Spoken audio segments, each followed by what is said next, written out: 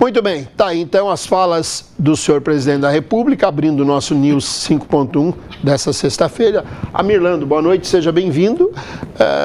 O presidente com uma disposição de garoto, né? E precisa de disposição para enfrentar aí não só a presidência, como ano eleitoral, por exemplo. Você também já anda aquecendo as turbinas aí para lá na frente fazer uma jornada parecida com a do presidente. Eu quero dar boa noite a você, estendendo tudo marcado para ser breve, e quero comentar os nossos telespectadores. Olha, aqui nós estamos diante de certamente a crítica virá no sentido que o presidente quer gastar demais, só quer gastar. A gente tem que olhar alguma coisa assim na história que nos dá alguma referência. Por exemplo, quando houve a quebra da Bolsa de Nova York, vou dizer logo assim em português para não dizer, a quebra da Bolsa de Nova York nos anos 30, né, 1930, o que é que aconteceu? Foi uma letargia total, como disse o presidente, que assim como o Brasil se encontra agora também. Foi uma paralisação, estava numa estagnação. Então, o que a gente tem que fazer? Veio um cara, um economista chamado Keynes, que propôs uma solução. Vamos fazer obras públicas, vamos desmanchar a ponte e reconstruir a ponte, vamos estragar a estrada, refazer a estrada. Quer dizer, é isso que foi feito. E com isso, os Estados Unidos saiu do atoleiro, estava quebrado, estava realmente quebrado. Então, o que o poder público tem que fazer, nós temos aí, fala-se em 11 mil mais obras públicas paradas. O dinheiro de obra incompleta é dinheiro jogado no lixo, jogado no ralo. É isso que as pessoas têm que ver. Ou você recupera isso e tem que gastar para isso, porque eu entendo que o poder público, ele existe, o governo, né, existe o governo para realizar o bem-estar da população, ou seja, propiciar bens e serviços de qualidade para a população. Ou ele está lá simplesmente para administrar o dinheiro, pagar a dívida com os bancos, olhar os bancos que dominam o orçamento, as empresas que são credores dominam o orçamento, lá com os deputados e senadores, e aí o que acontece? Acontece mais perda do dinheiro público, cada vez mais dinheiro jogado fora. Ou você recupera esse dinheiro das obras que não foram concluídas, ou então você vai deixar o Brasil cada vez mais numa paralisação. Eu não quero ponto de equilíbrio entre a receita e despesa. Eu quero, porque o ponto de equilíbrio é estático.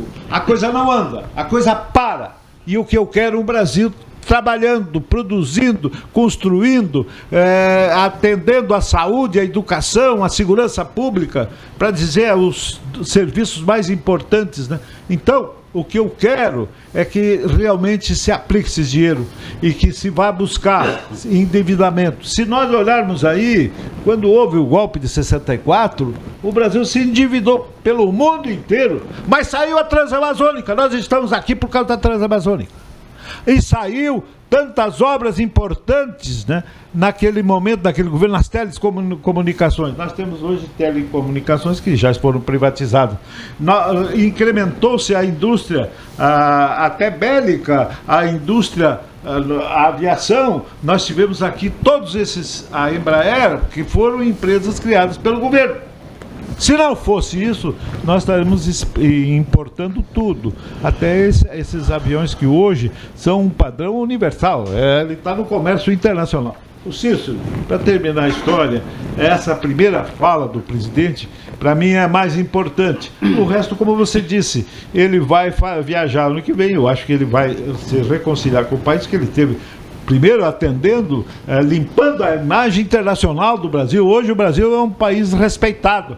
Ele reingressou na órbita internacional. E só o Lula poderia fazer, porque o Lula tem respeito em onde ele for, em termos de sobretudo lá fora, ele é aplaudido, ele é ouvido, e eu acho que vai ser o Prêmio Nobel da Paz. Muito bem, Alexandre Porto, boa noite, seja bem-vindo ao nosso News 5.1, o seu comentário. Boa noite, Cícero, boa noite, Ricardo Frota, boa noite, meu amigo Vanderlei Oriani, homem de esquerda. Diz que o sonho dele é virar o Lula, né? Porque até a barba tá parecida. E boa noite ao senador Amirlando, constituinte, ex-ministro, a quem, embora eu muitas vezes divirja das ideias, eu tenho muito respeito, até porque eu sei que se trata de uma pessoa íntegra. Boa noite. Obrigado. Boa noite especialmente aos nossos telespectadores, pessoal da técnica que sempre nos atende bem, pessoal ali que nos recepciona quando chegamos aqui. Pois é, eu acho que sempre entendi que o que vale é a prática, não o discurso. O discurso está lindo. Dinheiro bom, claro que é dinheiro transformado em obras. E nós já tivemos uma experiência com esse mesmo cidadão que muito dinheiro bom virou corrupção. Bilhões e bilhões de reais sendo desviados, né? Tivemos o PAC 1 e o PAC 2, que ainda hoje tem obras inacabadas. Um exemplo disso é a refinaria Abreu Lima, que custou bilhões e bilhões a mais do que foi previsto e até hoje não saiu 1 ml de petróleo. Então você mostra a seriedade. Mas para a gente falar em recurso, eu entendo que tem que ter sim um equilíbrio fiscal e que não acontece no Brasil. Esse ano está previsto 140 bilhões. Outro dia no programa de uma live que ele faz aí, que dá, quando dá 10 mil pessoas é muito, ele falou que 2024 também não vai conseguir zerar o déficit. E aí tem economistas que estão dizendo que até 2032, 89% do PIB será dívida. Sabe o que significa isso, Ricardo? Que nós podemos chegar a uma dominância fiscal. E o que é isso? Os economistas sabem bem o que se trata. A esquerda vai ter que aprender até para tentar contrariar isso. Aí você vai ter duas opções, né? Vamos caminhar para a argentinização. Aliás, estamos já, né? Se você aumenta os juros, você explode a dívida. Se você abaixa os juros, você explode a inflação. Então, esse é o caminho que nós estamos tendo. E é bom ele passear pelo Brasil para ele explicar por que foi cortado saúde e educação, verbas esse ano, que ele gosta tanto de falar, né? Por que tem tanto aumento de gastos, tanto excesso de ministérios, muitas vezes até sobreposição de funções. Ele tem que explicar por que tirou, se gloriou tanto de botar mulheres no ministério, tirou para agradar o Centrão e não recolocou mulheres. Ele tem muita coisa para explicar. Essas obras inacabadas, a questão da economia. E eu confesso, senador, que eu tenho dúvida do respeito pelo Lula, porque eu vi imagens aí de uma reunião que o Biden saiu da reunião que estava com ele e sequer cumprimentou. Eu não sei até que ponto esse cidadão é respeitado, porque o mundo sabe o que aconteceu no Brasil e sabe que ele é foi descondenado por uma questão do STF, né? Eu torço para o Brasil dar certo, eu torço para o Estado dar certo e torço para o município dar certo. Mas fica difícil a gente acreditar em dar certo com pessoas que já fizeram tantos erros, já fizeram tantas mazelas para o Brasil. E a gente está caminhando aí 2024 só para lembrar, vai aumentar combustível, se não aumentar o litro de gasolina, vai aumentar a tributação, 12,5%, combustível, diesel e gás de cozinha. Nós estamos caminhando aqui no estado para aumento de imposto e o pessoal está dizendo, reduziu. Não reduziu. Hoje é 17,5%, janeiro passa para 19,5%. Na minha modesta forma de entender, 19,5% ainda é maior que 17,5%. E por aí vai. E a reforma tributária, sabe o que vai acontecer? Mais imposto, maior cobrança do cidadão brasileiro. E o pior de tudo, maior centralização em Brasília. Governador e prefeito vão ter que começar a comprar pires, jogos e jogos de pires, porque vão ter que estar indo seguidamente a Brasília com pires na mão para ter dinheiro. Vão receber menos que hoje, porque hoje vem direto, alguns impostos vêm direto no caixa do município do estado, e com a reforma aí que está todo mundo criticando, mas ninguém faz nada para mudar, vai acontecer isso. Porque o governo não está cortando gasto, ele está criando despesa, e com isso ele quer o quê? Mais 150 bilhões de reais tirado da sociedade, tirado do mercado. Pena que eles não conhecem a curva de Laffer. Também um economista que estudou 2 horas e meia economia não pode exigir muito, né? O resultado está aí. Vanderlei Oriani, boa noite, seja bem-vindo ao News 5.1. O seu comentário sobre o tema de abertura do programa. Boa noite, Cícero, boa noite a Porto, ao nosso eterno senador Amirlando e ao nosso grande amigo. Olha, essa questão de que nós estamos aí, os 3 vídeos que passou aí, né, do presidente Lula, quando ele fala, nós vamos andar no país, coincidentemente, o ano das eleições. Ele vai ter que fazer isso mesmo, até para poder realmente buscar aí uma sustentabilidade nas suas bases, né, nas capitais. Porque ano político é um ano que vai ter aí as concorrências acirradas. E quando ele fala, nós precisamos trabalhar, recuperar 11 mil obras aí que estão paralisadas, olha que maravilha, porque isso traz, sim, uma alegria para essas pessoas, seja ela diplomada ou não diplomada, né, que tem aí a sua, né, o seu curso superior, ou seja, aquele que malemar sabe escrever o seu nome, porque vai ser aproveitado. A construção civil aproveita toda a mão de obra, seja ela qualificada ou não. Então isso é importante. Isso é importante para o país, é importante que dá uma injeção de ânimos nessas pessoas que realmente queiram trabalhar. Mas não é só isso. Nós precisamos que o país continue a crescer. Nós estamos vivendo aí, ele mesmo diz, uma paralisação. Isso assusta. Assusta por quê? Porque todo mundo começa a segurar, a não investir. O que eu vou fazer? O que eu deixo de fazer? O que será amanhã? Então, isso preocupa. Então, o presidente, ele precisa realmente, nesses 60 dias que faltam aí para fechar 2023, trazer aí um alento a essas pessoas, para que essas pessoas iniciem 2024 com todo o gás. Essa é a expectativa que nós acreditamos. E com relação a falar desse novo imposto aí, tal do IVA, eu estive assistindo uma palestra do Hauler, que é o criador desse tributo, o deputado Hauler, e você tem uma visão. Aí quando você vai assistir 2 horas de explicações do professor Sintra, que aqui o nosso eterno senador aqui conhece tanto um quanto o outro, esteve em Brasília com ambos, você tem uma visão totalmente diferente. O Sintra diz que quem vai sofrer é o trabalhador e o funcionário com essa criação desse novo tributo. Até que ponto isso é verdade? Eu não sei, mas é o que ele diz na palestra dele. E a outra, do Hauler, ele vende uma maravilha, que isso vai ser uma epopeia, que outros países super desenvolvidos já usam isso. Então, a gente fica nessa dúvida, entre duas cabeças pensantes, que realmente, qual será a realidade desse IVA? Até o momento, se discute no Congresso, se discute na Câmara Federal, para que realmente chegue a um consenso disso aí. Mas se você escutar, né, um professor e um criador da lei, você tem uma divergência muito grande. E o Amir conviveu com ambos lá, pode dizer até melhor qual é que está falando a verdade. Ricardo Frota, boa noite, seja bem-vindo, sua vez. Boa noite, Cícero, boa noite, senador Amirlando, grande Amirlando, Vanderlei Oriane, meu amigo aqui Alexandre Porto, o Bel que está aqui nos estúdios, prestigiando aqui o programa, seja bem-vindo. E principalmente nosso telespectador que nos prestigia nessa sexta-feira. E já aproveito aqui para desejar a todos um excelente final de semana.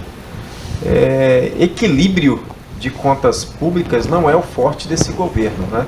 Aliás, ele mesmo falando agora há pouco, afirmou que precisa arrumar a casa, né? Que nesse primeiro ano de mandato aí tem muita coisa errada. Então, tem muito mais erro, ele mesmo aponta, vários erros precisam ser consertados. Então, nesse balanço, tem muito mais erros do que acerto. E vai continuar uma sucessão de erros, porque o governo não está preocupado com as contas públicas. Eu nunca vi um governo não se preocupar com o equilíbrio das contas públicas. A gente vê aí no 4º mês consecutivo a arrecadação do país caindo, mesmo ele majorando os tributos, colocando taxas e mais taxas, a arrecadação está caindo. E que efeito é esse? Vê aquilo que o Alexandre Porto acabou de falar, curva de Laffer. Vocês vão dar uma analisada e procure saber o que é isso. Nem sempre você aumentar impostos vai fazer com que você tenha uma arrecadação alta. Diminuir impostos, não zerar impostos, porque não tem como. O governo precisa de impostos para poder fazer a sua política, os seus programas sociais, enfim, a manutenção do Estado. Mas, quando você mantém um equilíbrio, não coloca uma carga tributária muito pesada, você vai estimular com que a população possa consumir.